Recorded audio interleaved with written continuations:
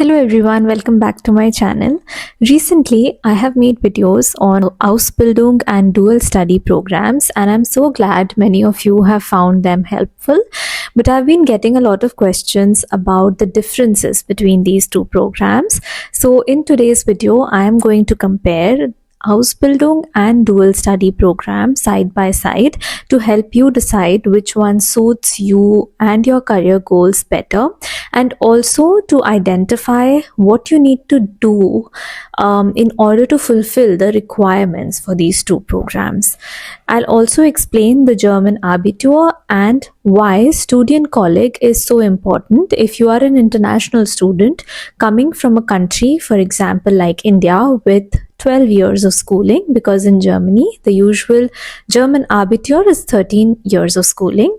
So let's first dive in with what is an Ausbildung. As I in detail explained in my last video on Ausbildung, it is a vocational training program that's perfect for those who prefer hands-on learning and want to enter the workforce quickly. Sometimes for an Ausbildung, a 10th standard certificate is enough, and in other cases, a 12th standard high school certificate is required.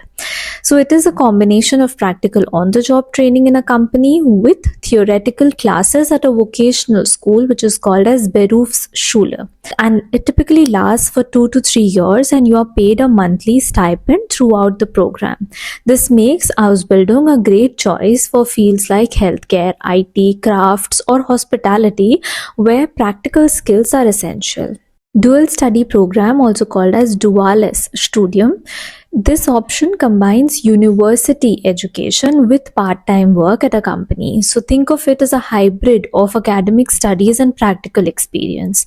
Right, so here you enroll at a university for a bachelor program and you work part-time at a company, gaining hands-on work experience in your field of interest.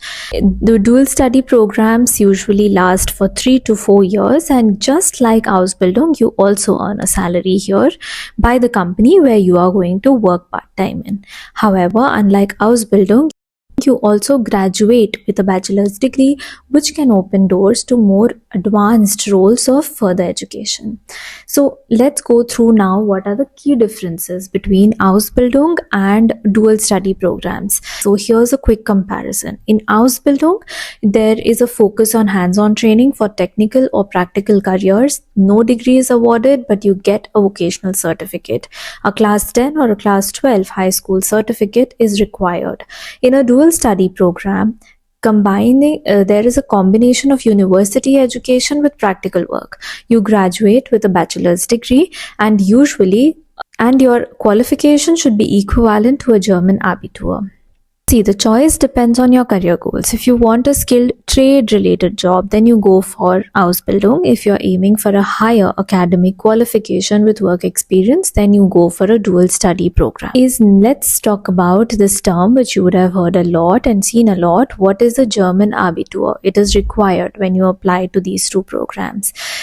So it's a school leaving certificate students earn after completing secondary education in Germany, usually after 13 years of schooling.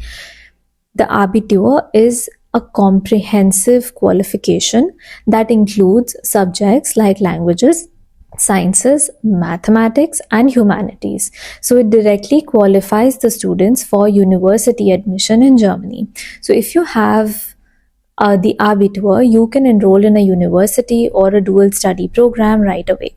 Okay, now why is, or even an Ausbildung, why is Studienkolleg important? Now let's see that if you don't have a German Abitur, you could do a Studienkolleg, which is very important for international students.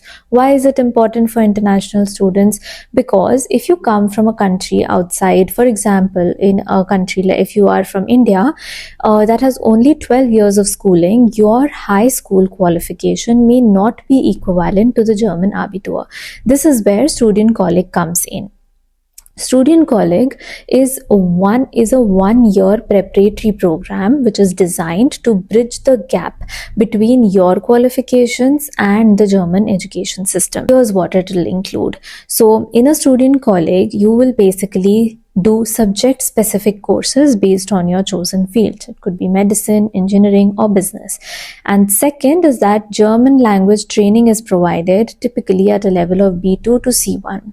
At the end of the Studienkolleg, you take an exam which is called as Feststellungsprüfung or final assessment exam, which qualifies you to apply to the German universities or dual study programs or to bachelor programs in German universities. So the conclusion here is that this is the stark difference. If you don't have the required German Abitur, then what do you need? You need a Studienkolleg for that. And yeah, I hope this is clearing up. This video gave you the information to clear up the differences between the two programs and helps you understand the importance of Studienkolleg if you are an international student and want to meet the requirements equivalent to a German Abitur. Then you could consider doing a Studienkolleg. So if you found this video informative, don't forget to like, share and subscribe for more content on studying and working in Germany. If you have more questions, drop them down in the comments below. Like always, I will answer them all and I'll cover them in the future. I'll cover more topics that you might need in the future videos. If you want to connect with me directly, you can book a call via TopMate. All links information you can find in the description of this particular video. Until next time, bye and take care.